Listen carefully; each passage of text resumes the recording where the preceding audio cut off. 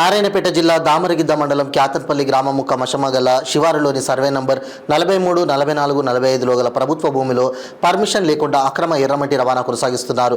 ఈ విషయంపై క్యాతన్పల్లి కాంగ్రెస్ పార్టీ అధ్యక్షుడు లాలప్ప మాట్లాడుతూ ప్రభుత్వ భూమిలో ఎర్రమట్టి తవ్వకాలు జరిగాయని, ప్రభుత్వ ఖజానాకు గండి పెడుతున్న కావాలి గోవింద్ వ్యక్తులను వెంటనే వారి టిప్పర్లను సీజ్ చేసి వారిపై కఠిన చర్యలు తీసుకోవాలని సంబంధిత అధికారులను కోరారు.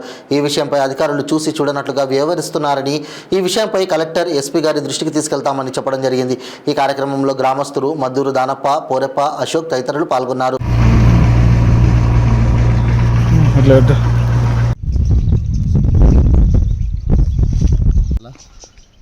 నా పేరు బోయిని లాలప్ప.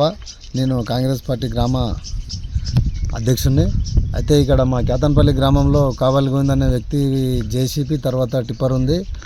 ఈ పర్మిషన్ లేకుండా ఇక్కడ మన క్యాతన్పల్లి గ్రామం, కందెన్పల్లి మొత్తం రాత్రి పగలు అసలు అధికారులకు ఏం చేసినా కానీ మొత్తము కుమ్మకాయ మొత్తం రాత్రి పగలు తేడా లేకుండా ఇక్కడ ఎర్రమట్టిని తరలించడం జరిగింది. ఇక్కడ బాట కూడా వేసి చేనులు కూడా చాలా ఇదవుతుంది.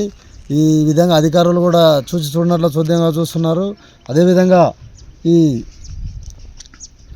గోవిందు తన సొంత టిప్పరు తర్వాత ట్రాక్టర్ సాయంతో ఎర్రమట్టిని ఇక్కడ నుండి తరలించి మళ్ళా వాళ్ళకు ఎన్నో పైసలకు ఎక్కువ రేటుకు అమ్ముకొని తర్వాత ఎవరు అడిగినప్పుడు అక్కడ డంపు చేసుకొని ఈ మట్టిని తన స్వతः లాభాలకు, గవర్నమెంట్ భూమిలో ఉన్న మట్టిని తన స్వతः లాభం కొరకు వాడుకొని ఈ మట్టిని తీసుకొని, ఈ ఎర్రమట్టిని తీసుకొని ఇంటి ఆర్డర్ ఉన్నప్పుడు ఆర్డర్ వైజ్గా ఇంటికాడ డంపు చేసుకొని తర్వాత ప్రభుత్వం యొక్క భూమిలో కొన్ని లక్షల రూపాయలు ప్రభుత్వానికి ఇది చేసుకుంటూ తన స్వతత్వానికి గండి కొడుతున్నాడు, ప్రభుత్వ ఖజానాకి గండి కొడుతున్నాడు.